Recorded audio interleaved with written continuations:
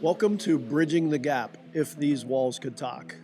We've got a great show planned for today. We've got John Hartle from Mr. Handyman Pittsburgh, my co-host Zeta. Appreciate you guys joining. All right, everybody, welcome back. John, excited to dig in. So we know each other from way back in the day in corporate America. Yes. Interested to hear how you've moved out of that space and what you do now. Zeta, great to have you here. Appreciate you being on. Thank you. Thank you. Thank you for having me.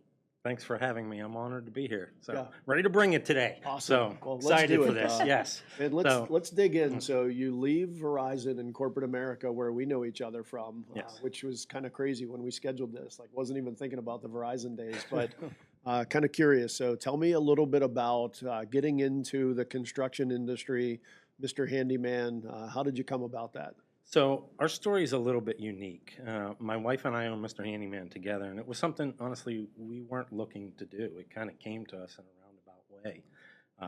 The previous owner who owned Mr. Handyman also worked at Verizon. Okay. Believe it or not. He bought it from the original owner. So it's been around 20 plus years now at this point. When they closed the call center in Warrendale, my wife left. She went to work for him for a bit. She left, went to nursing school, and then our daughter took her position in his company. So I became familiar with Mr. Handyman, what they were about.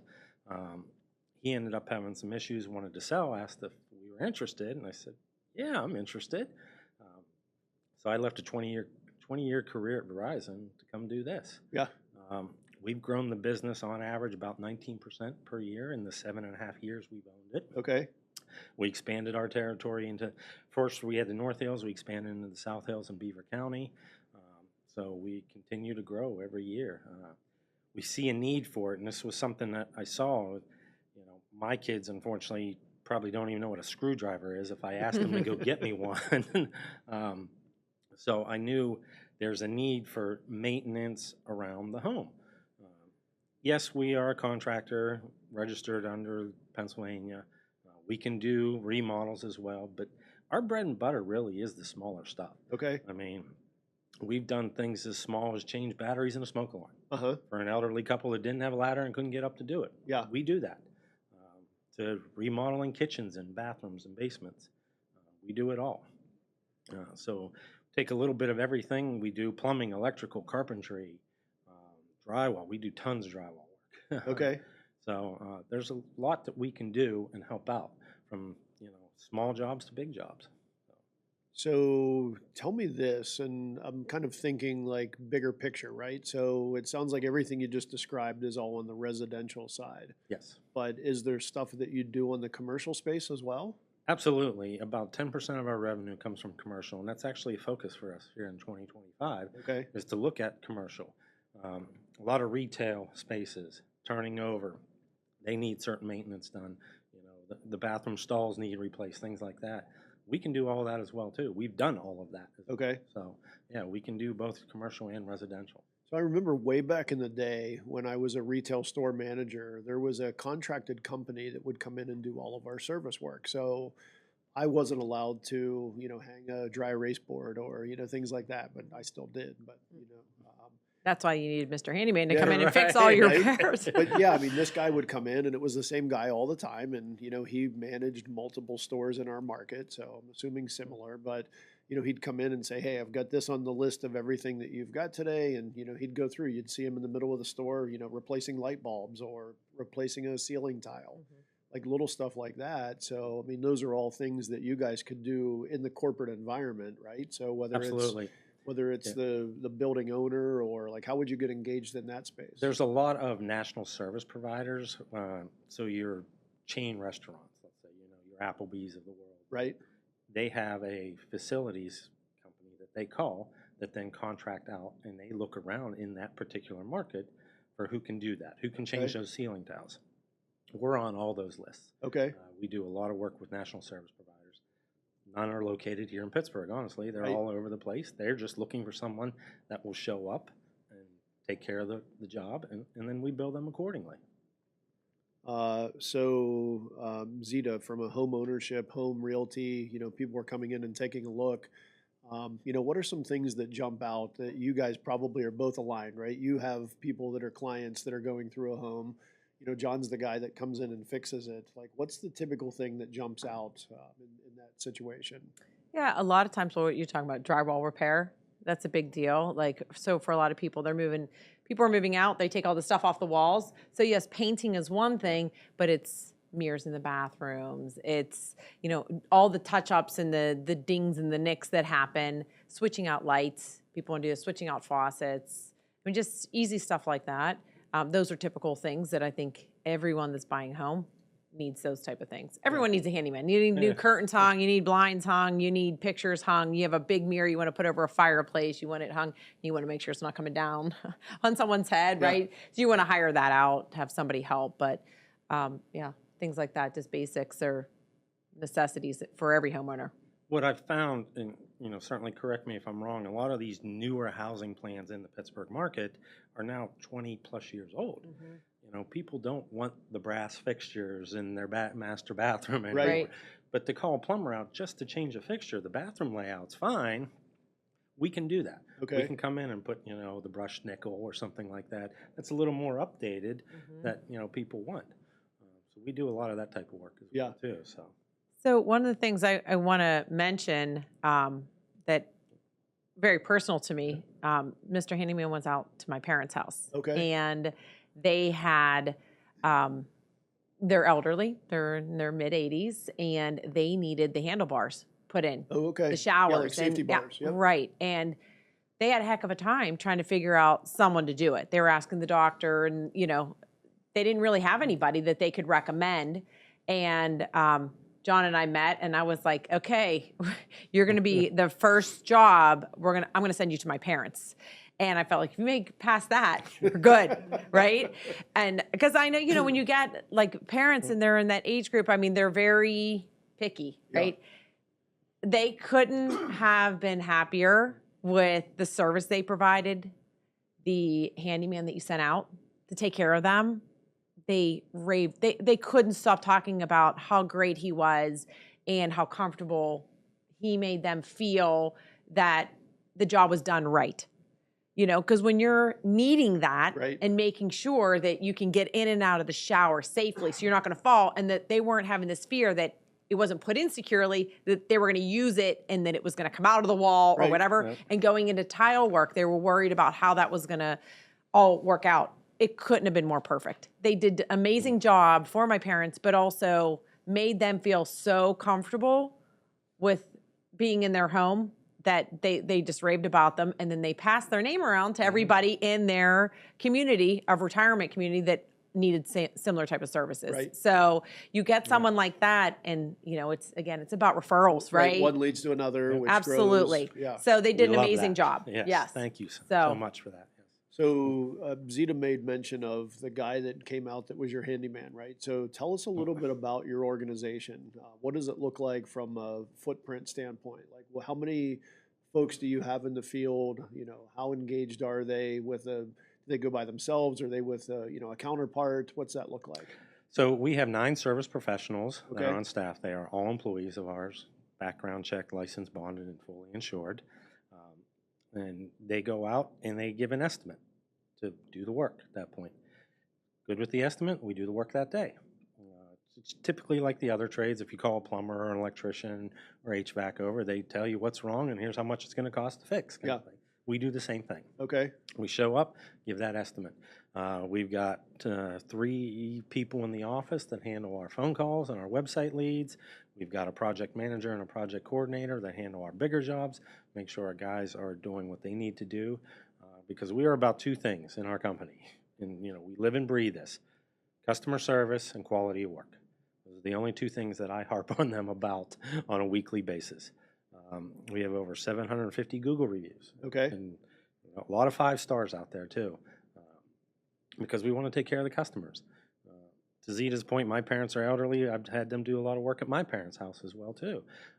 So we got to take care of where we can and make sure that we're doing it the right way. Right. Honestly. So Yeah.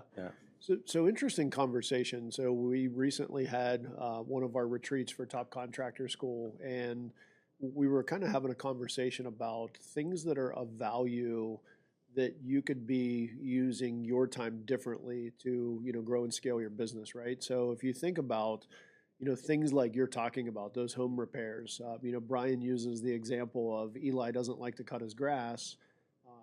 He would then offload that type of a service to a company like yours. Not that you guys cut grass, but Right. just comparing that example of, his time is used more wisely. So I think from that standpoint, you guys probably get a lot of engagement from people who, time is a resource for them. They're out running and scaling their business. They're doing the things that are helping them to grow and scale and generate. You probably get a lot of people looking like, hey, my wife's been nagging me for a while because I hear it all the time, right? Yes. The kitchen cabinets or, the Yes. kitchen remodel, the paint, whatever it is.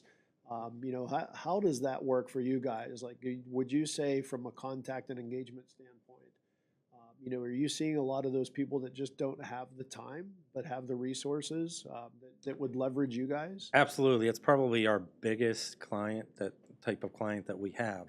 I'll tell you, just the other day, we have people send in pictures through our website of work that needs done. And I read the description that, drywall repair and door repair, and I pull up the picture, and unfortunately this customer went way too far pulling her car into the garage and took out the wall. Oh, wow. It wasn't just a little drywall repair and door repair. So was it the wife that sent the thing she was trying to make it wasn't a big deal? That part I'm not really sure, but yes. So they sent in pictures and, did a web request form, and Okay. that's the kind of stuff that, unfortunately does happen from Yeah. time to time, that we can go out and take a look at and fix, hopefully, for them. Yeah. So, yeah. So I feel like I'm pretty handy. There's a lot of things that I will take on or do, or, but my son and I were talking about, you watch YouTube once and think you're an expert. Mm-hmm. I'm curious, like how many repairs that you make that somebody's attempted something, they're not the expert. Yeah. They're calling you in to fix their fix. Right, Yes, exactly. and typically that ends up costing a lot more money if they would just Sure. call us to begin with. Okay. To fix the fix is usually a little bit more expensive at the end. Yeah. But that happens quite a bit as well too, Okay. believe it or not. People think that YouTube is the end all be all, but Right. the guy doing it on YouTube has probably been doing it for 20 years and he's got enough experience to Right. do that.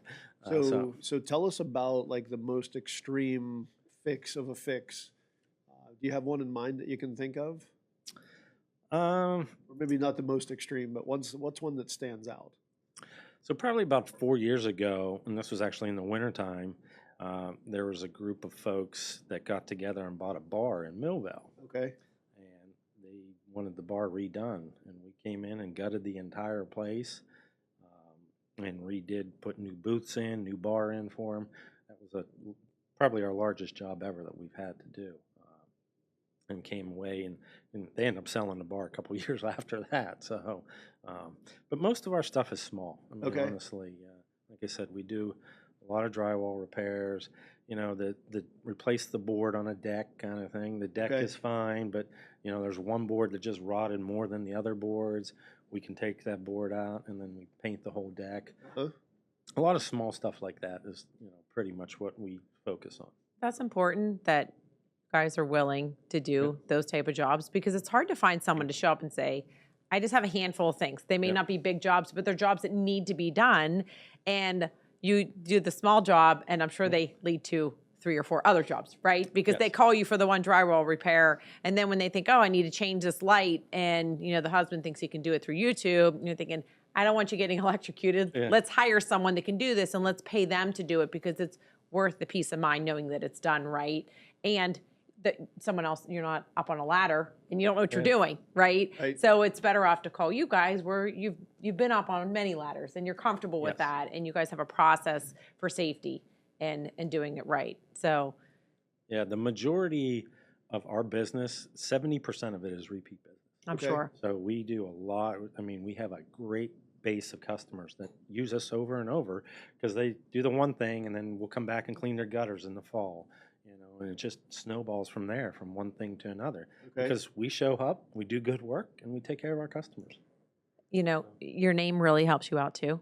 Yeah, I know. Right? Like, I Yeah. mean, it's a perfect name when Yeah. you think like everyone needs a Yeah. handyman. Yeah. And you're thinking, Mr. Handyman, he's Yeah. coming, right? And then you Yeah. see your trucks, they're very notable. So I Yeah. think that your branding for Yeah. the company is really good and it's on point. So I think it really helps. You see your trucks coming by with the name on it, like it's just obvious. Yeah, Who to we are call. a franchise, but you know, I was born and raised here in Pittsburgh, so my wife is from Ohio, and she's been here 20 plus years now. We won't hold As- that against and we her. won't, Right? yeah.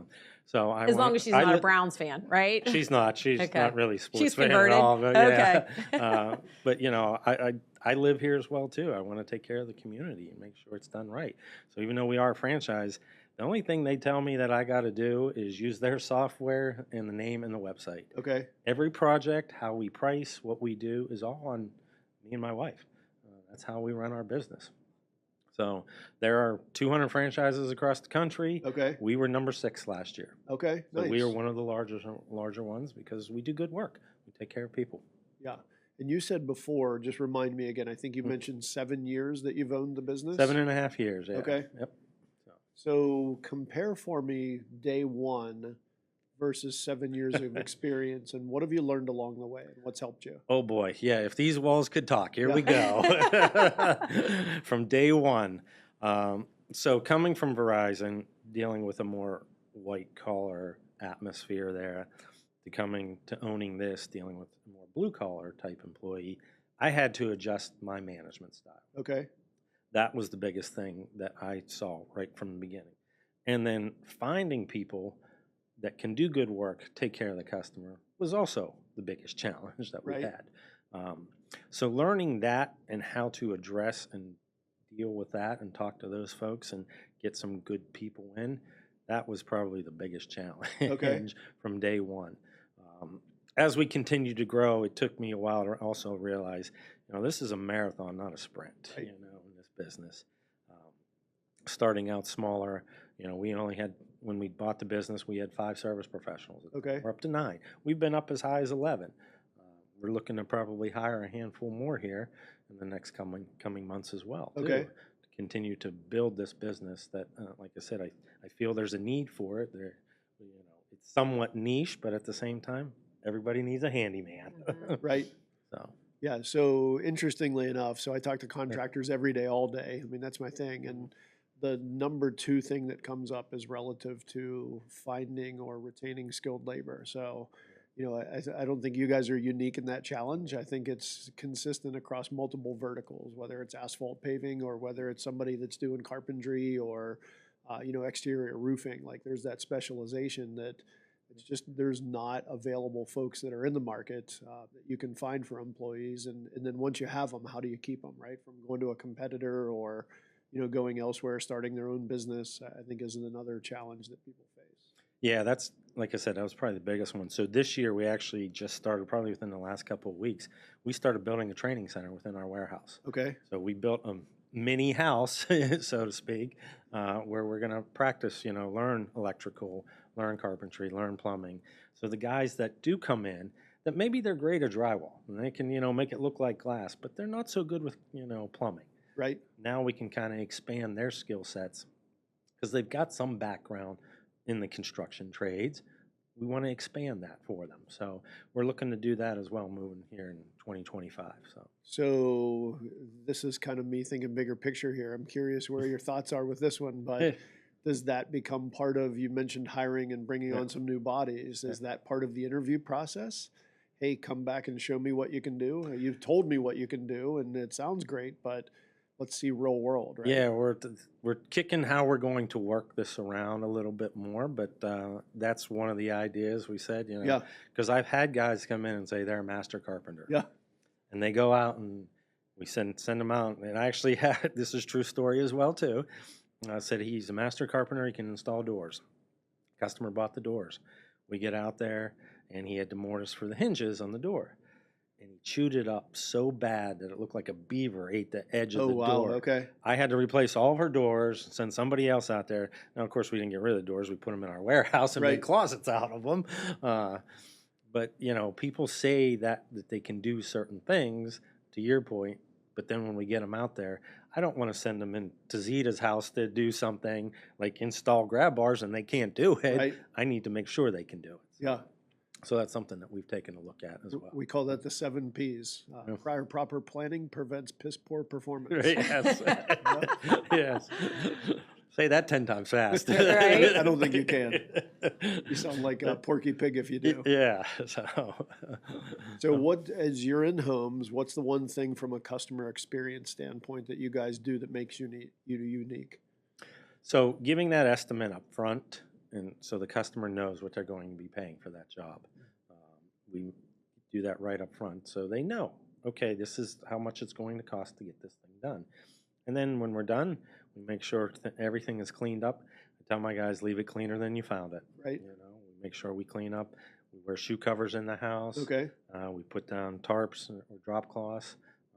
We treat it like, you know, it's their house, you know. So now we don't pick out paint colors. We don't pick out fixtures. We are not an interior designer. We provide the labor. Okay. Customer usually provides the style that they want, color that they want. Okay. And then we just put it together for them. Yeah. So you mentioned something that I've always believed in. So, you know, you're in a neighborhood and you don't have a tool, you go to the neighbor's house. You know, I borrowed my neighbor's lawn, you know, fertilizer spreader the first couple years that we were there. So my theory is if you always return it better than you found it, you get to use it again. Mm-hmm. So, Yes. you know, your mindset, it aligns perfectly with that is fine. You know, you found it this way. It needs to be better than how you found it. So, Absolutely. yeah. Walk out like you've never been there and then some. Yep. I tell people, I said, treat it like it's your mother's house. And if you don't like your mother, then treat it like it's your wife's house or spouse's house then. So, Yeah. so yes.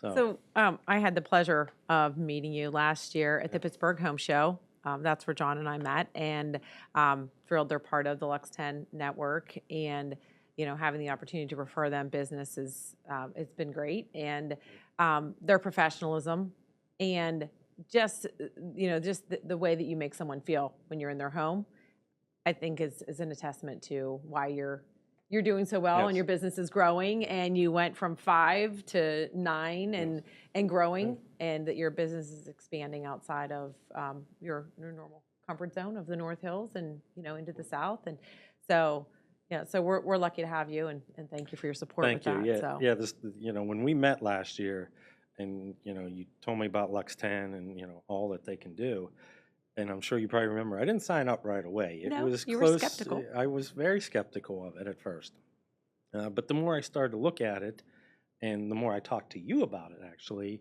I was like, okay, this is a good thing. I got the feeling from you that okay, you're not going to let this fail. You want this to succeed as well too, for everybody on this. Right. You know, not just the contractors, but the agents as well too.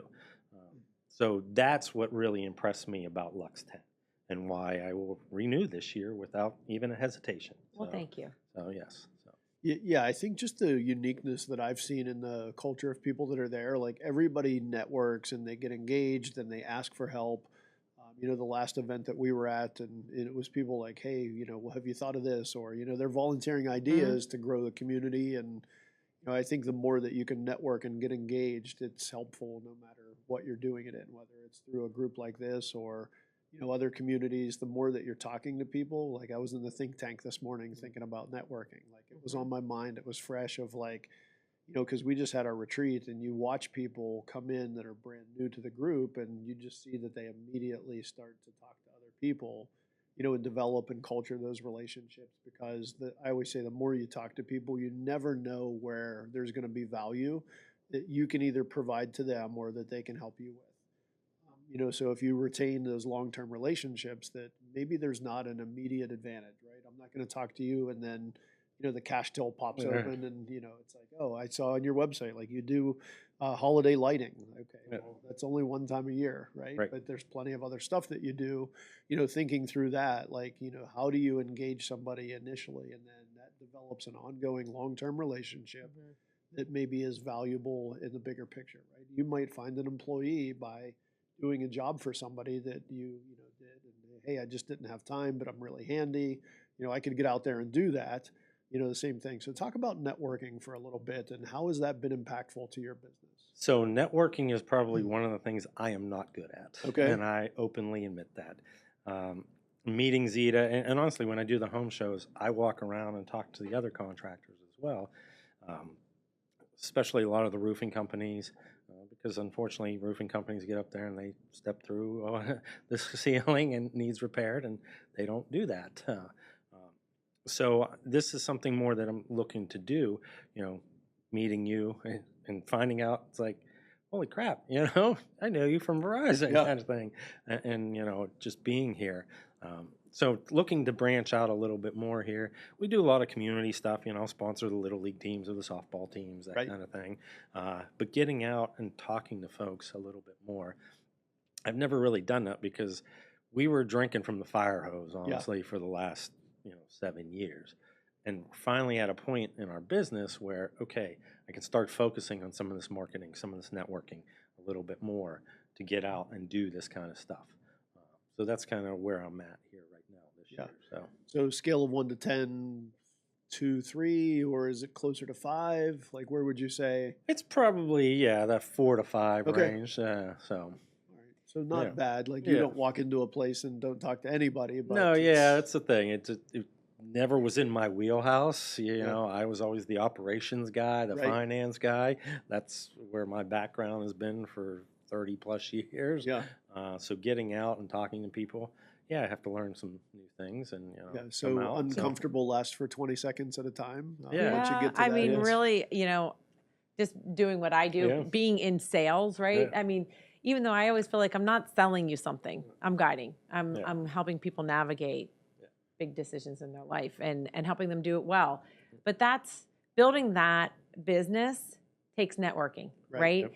And I understand the power of networking and being with your people, right? When you say your people that you're going to identify with, who you can help most, and getting around those people and how they can impact your business, it's magical, right? Absolutely. So, Yep. and in just like anything, it takes time. Yep. Nothing happens overnight. Right. Just like Lux 10, it doesn't happen overnight, right? And it takes a lot of people to network and be present. So I think that we're going to see a lot of that magic starting to happen this year. And You got to it's get time. uncomfortable to be comfortable. That's Right. absolutely. So, Get out that's of your where- comfort zone, so and that's that's where where I'm you'll at. see a That- lot of growth. Yep. That So creates an expanded comfort, right? Because now you're familiar with something. It's not the first time that you're doing it.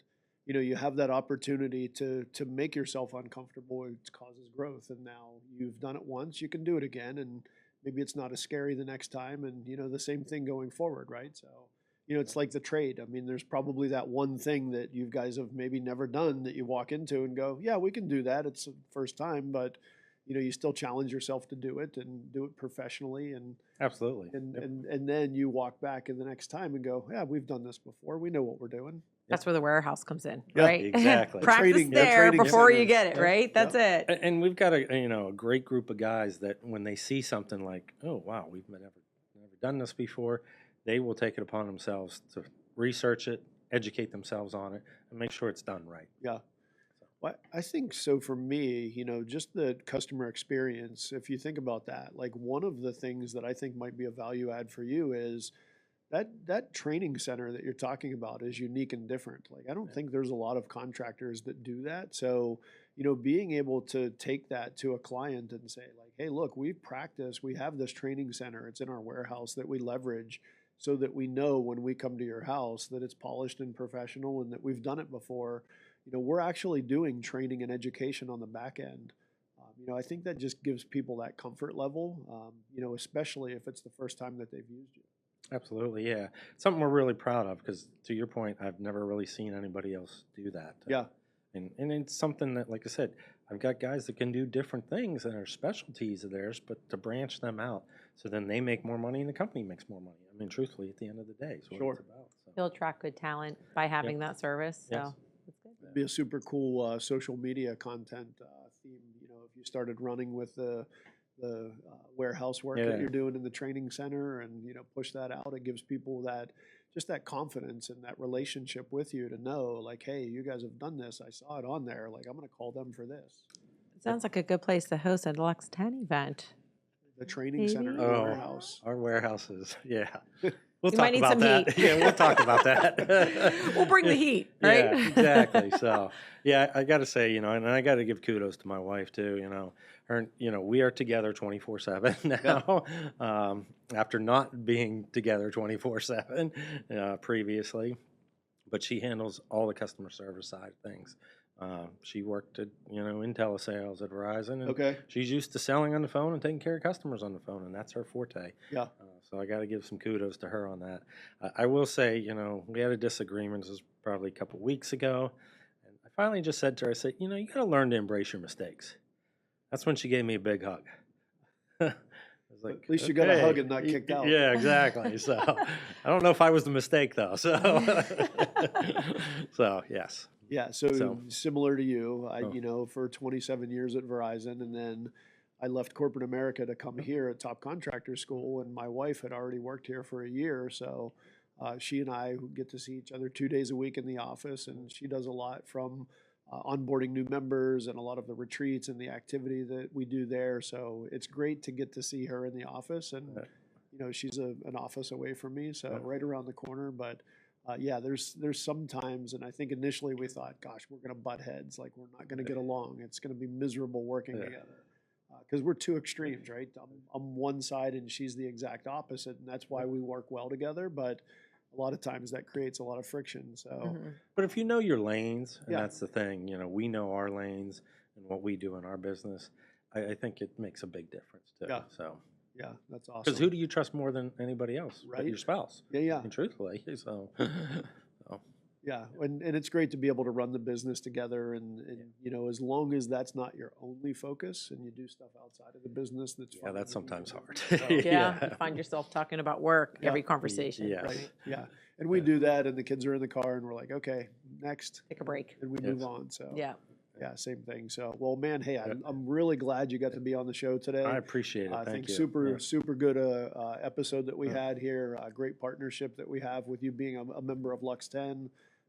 I find value in the community as well. So thank you for being on. Yes, absolutely. I appreciate it. Thank you. Yep. All right, guys, we'll see you on the next episode. Looking forward to bringing more good content to you. Thank you.